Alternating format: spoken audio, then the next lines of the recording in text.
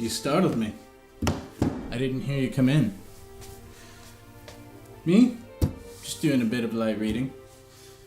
I like to get some light reading done before I go to sleep. Especially in philosophy. Wait. I know what you're thinking. Let me explain. Philosophy. Bunch of weird old guys with beards and pipes talking about a bunch of gibberish for hours on end. Is that what you think it is? Boring, right? So, let me explain to you what it really is. Everyone has a viewpoint about something. Although beards and pipes are very important, there's much more to it than you think. Everybody has fundamental beliefs about human nature. Who am I? Why am I here? Where am I going? What's right? What's wrong? What is the truth? Is there such a thing as truth?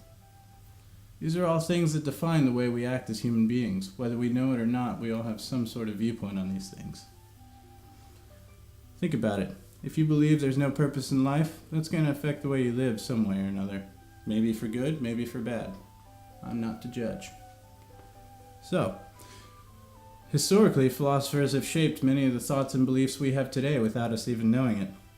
Philosophers like Plato, Aristotle, Kierkegaard, Nietzsche, and of course, one of my very favorites, a man we'll be talking about today.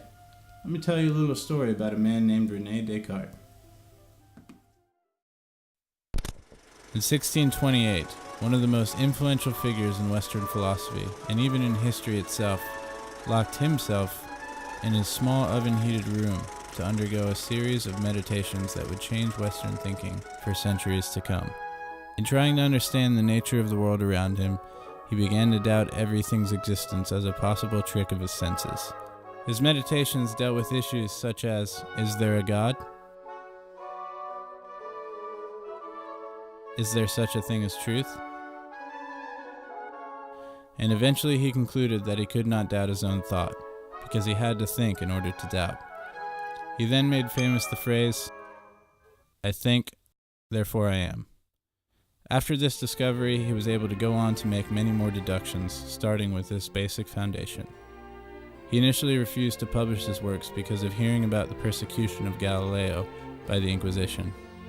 After his death on February 11, 1650, his works would be read and circulated by others, and enjoyed for centuries to come. René Descartes' influence on thinking can be seen in a few interviews I did about some of the topics he focused on. Let's take a look at some of the things people had to say.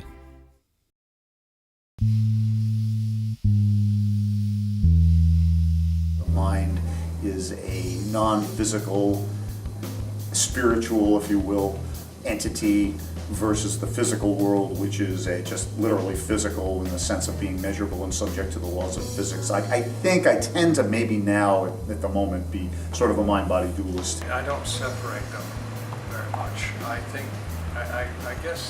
I think of the mind as an epiphenomenon of the brain.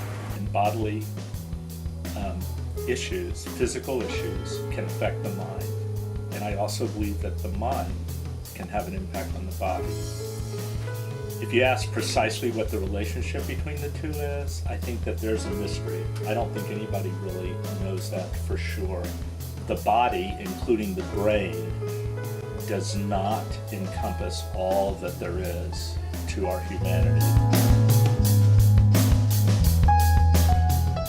The concept of God as being kind of evolutionary biology, humans without a belief in God can be virtuous, can make, I think, choices that benefit the human race. God is a spirit, infinite, eternal, and unchangeable in his being, wisdom, power, holiness, justice, goodness, and truth. The Bible really is not just a list of propositional truths, but a story about creation and redemption, that there is a person who made the universe and everything in it. God made man a living soul. The simplistic answer would be yes, but what exactly that means, I'm not sure. I don't know if you'd call it immaterial, but certainly transcends anything that materialistic science can comprehend now. What we call God is has to be, in my view, and something that's so profoundly incomprehensible that to even talk about it as like any other object that can exist or not exist in some objective sense is not doing it justice.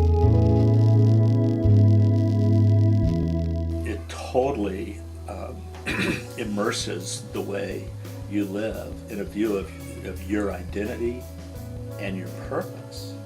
We're not here just by chance or by accident to flail around trying to find our meaning or to create or construct a purpose, but rather to discover our purpose. My spiritual, if you want to call it that, desire for quest, if you want to call it that, for meaning or for purpose or to understand the ultimate answers, and in particular with those kinds of things, what does it mean to be a being, and what is God, and what is truth and purpose, are probably the foundational questions of my life, which is why I became a philosophy professor, obviously, and inform what I do every day.